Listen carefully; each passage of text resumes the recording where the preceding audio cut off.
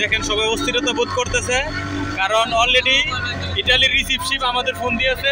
Libya থেকে ভূমধ্যসাগর পাড়ি দিয়ে অবৈধভাবে ইটালিতে প্রবেশ করা বাংলাদেশি সহ ৪৯ জন অভিবাসীকে আলবেনিয়ায় পাঠাচ্ছে ইতালি সরকার।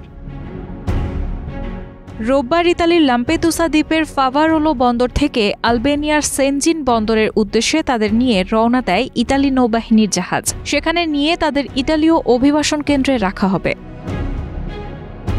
দ্রুত আশ্রয় প্রক্রিয়া সম্পূর্ণ করে বিচারকের নির্দেশ অনুযায়ী ব্যবস্থা নেওয়া হবে বলে জানিয়েছে স্থানীয় প্রশাসন। এই ৪৯ জন অভিবাসীর মধ্যে বাংলাদেশ, মিশর, গাম্বিয়া এবং আইভরি কোস্টের নাগরিক রয়েছেন। তাদের দ্রুত প্রক্রিয়া সম্পন্ন করে চূড়ান্ত ব্যবস্থা নেওয়ার কথা জানিয়েছে স্থানীয় প্রশাসন। লা রিপাবলিকা, স্কাই নিউজ ও আনসা সহ দেশটির মূলধারার বিভিন্ন গণমাধ্যমে প্রকাশিত সংবাদে বলা হয়, এ নিয়ে তৃতীয়বারের মতো অবৈধ অভিবাসীদের পাঠানো হলো দেশটিতে। এর আগেও 2 বার ইতালি থেকে আলবেনিয়ায় অবৈধ অভিবাসীদের পাঠানোর সিদ্ধান্ত নেওয়া হলেও আদালতের নির্দেশে অভিবাসীদের ইতালিতে ফিরিয়ে আনা হয়েছিল।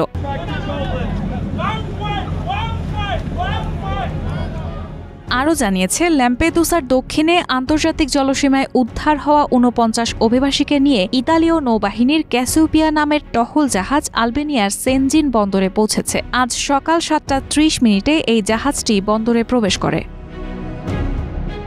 স্থানীয় গণমাধ্যমে প্রকাশিত সংবাদে আরও বলা হয়, সম্প্রতি ভূমধ্যসাগর থেকে উদ্ধার হওয়া নিরাপদ দেশের ৪৯ জন অভিবাসীকে আলবেনিয়াতে পাঠানো হচ্ছে। লাম্পেদুসার বন্দরে থাকা আরও 53 জন অভিবাসীকে আলবেনিয়াতে পাঠানো হয়নি। তাদের কাছে নিজ দেশের পাসপোর্ট ছিল এবং তারা ইতালির তালিকাভুক্ত নিরাপদ দেশের নাগরিক ছিলেন না।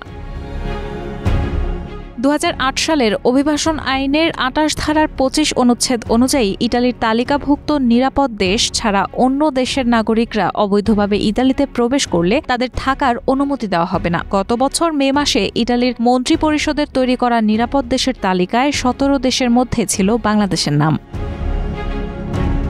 যেসব দেশে যুদ্ধ নেই বা দেশ ত্যাগের মতো কোনো পরিস্থিতি তৈরি হয়নি, সেসব দেশকে নিরাপদ দেশ হিসেবে তালিকাভুক্ত করে ইতালি। এসব দেশ থেকে যারা অবৈধভাবে ইতালিতে প্রবেশ করবে তাদের ইতালি থেকে আলবেনিয়ায় পাঠানোর কথা বলা হয়। রায়হানা মুন, প্রবাস খবর।